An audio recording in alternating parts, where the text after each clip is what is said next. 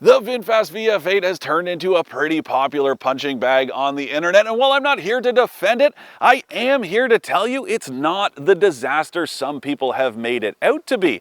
To me, it feels more unfinished than anything else, sort of like a less good Volkswagen ID.4 if you need a point of reference, but every brand has to start somewhere. And that's at least one of the reasons why I think this 3-row VF9 matters more, but the only way to find out how VinFast did the second time around is to dive right in.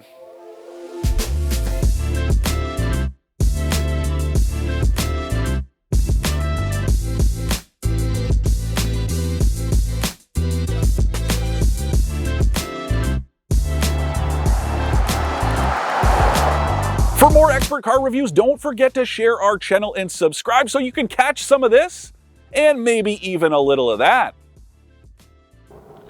Look, I'm not saying the VF8 is a good EV or even the one I would consider if I were in the market for something like it, but when I drove it a few years ago, I really didn't think it was that bad, and Jody drove it much more recently and she came to the same conclusion. It was pretty average, not exactly terrible.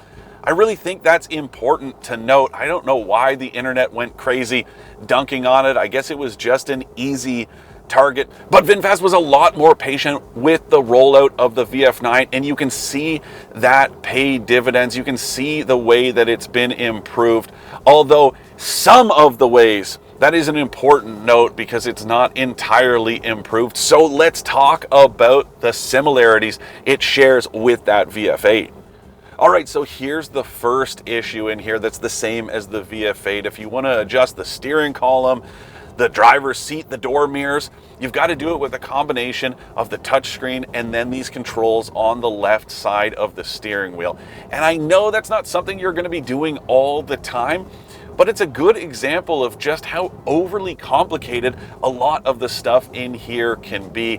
I don't love it. I also don't love the fact that if you set the drive mode to eco or sport, or even if you disable creep mode, which I absolutely hate, but that's the term for the system that allows this thing to come to a complete stop just by easing off the accelerator. If you turn that off or you adjust the drive modes, as soon as you get out and then you get back in, those default back to on for creep mode and then to normal for the drive mode. I can't figure out a way to set either of those as default, and I don't love that because let's face it, if you're a driver, if you own one of these vehicles, you probably have your preference. You like creep mode on or off, you like the drive mode set to eco, normal, or sport, and the fact that it constantly defaults back to normal, that's no good.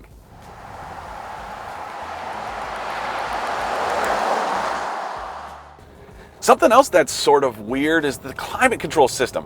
When you turn the vehicle back on, which you just do by getting inside and putting your foot on the brake pedal, everything fires up. That includes the 3rd row climate control. Now, I spend a lot of time driving by myself, and of course I want this thing to be running as efficiently as possible. I don't need the 3rd row climate control on because I never have anyone in the back seat, except for a day like today when I have cameraman extraordinaire Will Johnson with me. But if I get back into the vehicle, the 3rd row climate system, it is on and it is very loud. You can hear the fan blowing back there. I don't love that. I also don't love some of the plastics in here, like the stuff on the sides of the seat, as well as on these B-pillars around those vents. There's no kind of structure to those vents, so if you press on them, they really move and deform. And I know you're probably not going to be poking and prodding a bunch of the panels in here, but again, it's just a way that you can see how VinFast cut some corners in areas it really didn't need to. I've also got to say, I don't find this synthetic leather upholstery that VinFast calls vegan leather, but that's just a fancy way of saying synthetic stuff. I don't love it because it's not very breathable. I'm not usually a big fan of ventilated seats, but I have this one on pretty much all the time because I just find that upholstery doesn't breathe. So my back starts to sweat even on a day that isn't all that hot. And something else to point out that's related, the seat ventilation and the heat, not very easy to find. Again, a clunky user experience. But I do have to say I like some of what's going on here, like this big and bright 15.6-inch touchscreen on the dash. Yes, it's this big because there is no driver display in front of you, so everything is on the touchscreen, but the layout is kind of cool. So it's got wireless Apple CarPlay and Android Auto. Those occupy the right side of the screen. And then the third on the left, closest to you, that's got the drive-related stuff. I do like that. I like the widget. So you've got audio as well as map and then Apple CarPlay. You can quickly tap up here to pull that up on the screen. That's cool. Something that's a little bit weird though. You can't have the outside temperature display as well as the odometer or trip meter at the same time. You have to choose between one or the other. Just kind of weird. And the font is very tiny up here in the left corner. But if you want to change that stuff, just go ahead, tap that. It's going to pull up this screen here and you can select time and outdoor temperature or time and odometer, and you can see all the different trips. And that brings us to some of the EV essentials, because don't forget, this is an entirely electric vehicle. It has a dual motor all-wheel drive system. Those motors bookend a pretty big battery pack, 123 kilowatt hours of usable capacity. Output from the twin motors, you get 402 horsepower and 457 pound-feet of torque, which I think is plenty, but here is the catch. 0 to 100 kilometers an hour, it takes a little less than 7 seconds. That really is kind of slow by EV standards, but here is my hot take. I actually think VinFast is going about this the right way, because EVs and cars in general are just too quick. I hate to sound like the old guy, but it is absolutely true. There's no need for a crossover like this to do 0 to 100 kilometers an hour in 3 or 4 seconds. I really think this is a better execution. But on the flip side, these electric motors, not all that efficient. And here is a good example of why. Because if you look at the Lucid Gravity that I drove not too long ago, and you can find my first drive video on the channel once you're done here, that thing has the exact same battery capacity. It's also got a dual motor all-wheel drive system, but it has way more range, more than 700 kilometers compared to right around 500 for the base Eco trim, and something like 467 kilometers if you go with this Plus version. Now again, that just means Lucid's electric motors are a little bit more advanced, a little bit more efficient. Its entire system, you could say that about it. It obviously works more efficiently than this one. And if you take a look at the Natural Resources Canada numbers for this thing, pretty atrocious. Something like 30 kilowatt hours combined, which is awful. But on the flip side, I have been doing way better than that. I've been averaging right around 22 kilowatt hours per 100 kilometers, which isn't too bad for a 3-row SUV like this one. It means that maybe VinFast was sandbagging its numbers when it published them, but I don't really get it, because that makes this thing look worse than something like the Hummer EV, when in reality it is not.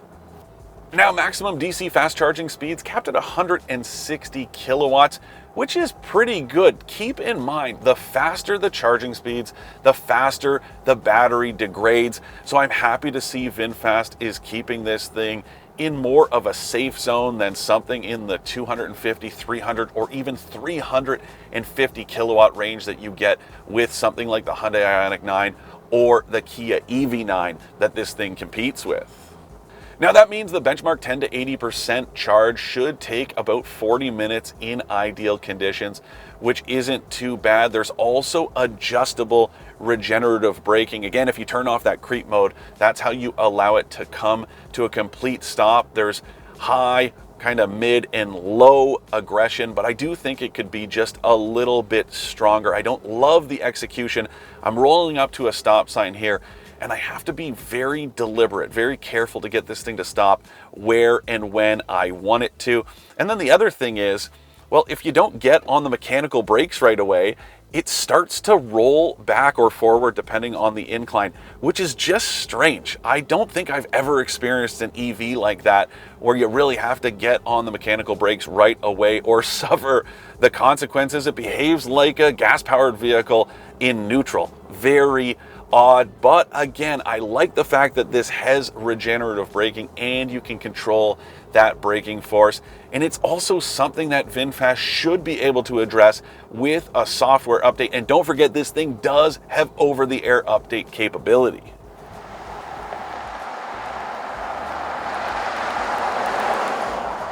But as far as the overall drive experience goes, pretty good. Not perfect, but I find this thing smooth, relatively comfortable, although I will say, even though it has air suspension that isn't adjustable, by the way, it can't always compensate for bumps in the road and really for the rigidity of that battery pack down low. So you feel the stiffness of it when you're going over bumps, specifically at city speeds. Out on the highway, when you're going a little bit faster, it's able to roll over them.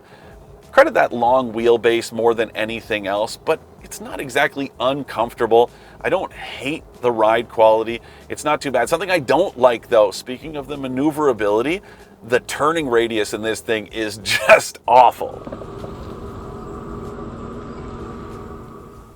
Something the VF9 very much has in its favor is style. Even if you don't find it especially appealing, it is unquestionably unique. It's really cool how low and lean it is. A lot like a Lucid Gravity, it's got more of a wagon-like profile. I also dig this C-pillar treatment. You really don't see this anywhere else. And the same goes with the front end. The way the grille is open and it lets air flow up and onto the hood is a very nice touch. Now, the lowness doesn't just apply to the roof line. The same goes when you're climbing in and out. It's a lot more car-like than a crossover. Here is my issue. These skirts, they stick way out. I hit my foot off of them every time I climb in and out. And to me, they're just begging to be broken by a kid stepping on them. And speaking of kids, they're about the only ones that are gonna find enough room in that third row. It is very cramped, and so is the cargo room behind it. Last but not least, let's talk about features. Now, this one I'm driving is the VF9 Plus, so it's got a lot of them. Heated, ventilated, and massaging front and second row seats, although another one of those issues I found, these massagers aren't all that good. They're very loud and they're not very smooth. So they kind of poke and roll and buzz. You can feel them working really hard, but then the actual effort isn't all that rewarding. So I don't really like using them, and that's normally not the case. Jody's the one who doesn't love massaging seats, but I'm usually a big fan as a big guy because I can feel them working. Not the case here. Anyway, some more stuff to talk about advanced safety. There is an entire suite. There's even some stuff you might not expect.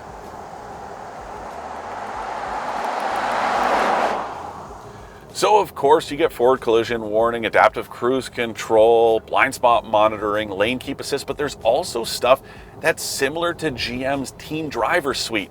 So you can geo-fence the vehicle, so you can know if you have a young driver that's trying to go to an area of town, maybe you don't want them to, well, you can go ahead, activate that, and set those boundaries, which is kind of cool if you're shopping for a family vehicle. One quick note though, the lane keep assist system really does feel a generation or two behind most others out there. It's the way that the wheel really tugs violently when you drift towards the lane markings. Now, obviously that's something I test. I do it intentionally to see how the system responds, and I really don't like it. It should be much smoother and just kind of guide you back towards center instead of really moving the wheel in your hands. I just don't love that. Now, some other standard stuff. Yes, I talked about the wireless Apple CarPlay and Android Auto. There's also stuff like a web browser and some games here in the infotainment system. It can give you something to do instead of being on your phone while you're parked at a charger. Anyway, let's get to pricing, which is, well, a lot. Now, if you go with the VF9 Eco in Canada, it starts at something like 79 grand before tax, which is already a lot of money. But don't forget, there's this plus on top of that. That's something like 81 grand before tax. And then this one's got a bunch of options. This paint job, the color of this upholstery, that's going to set you back another couple grand. Same with these captain's chairs in the back. And that means this thing that I am driving is about 86,000 bucks before tax. Now look, it's not up to me to decide how you spend your hard-earned dollars, but here's the reality. That is just too much money, plain and simple. To recap, I like the strides VinFast has taken with the VF9, the unique styling touches, and the reasonable range it offers. I don't like the frustrating user interface, the bad camera quality, or the way the regenerative braking system works. Make no mistake, there are still some areas VinFast needs to work on, like its unnecessarily complicated user interface, the terrible camera quality, or even the way the regen braking works, but there is no question that the VF9 is a significantly improved product compared to the VF8 that came before it. Ultimately, the biggest problem really is the price, which is excessive for any mainstream model, let alone one from a brand that's still looking to make a name for itself.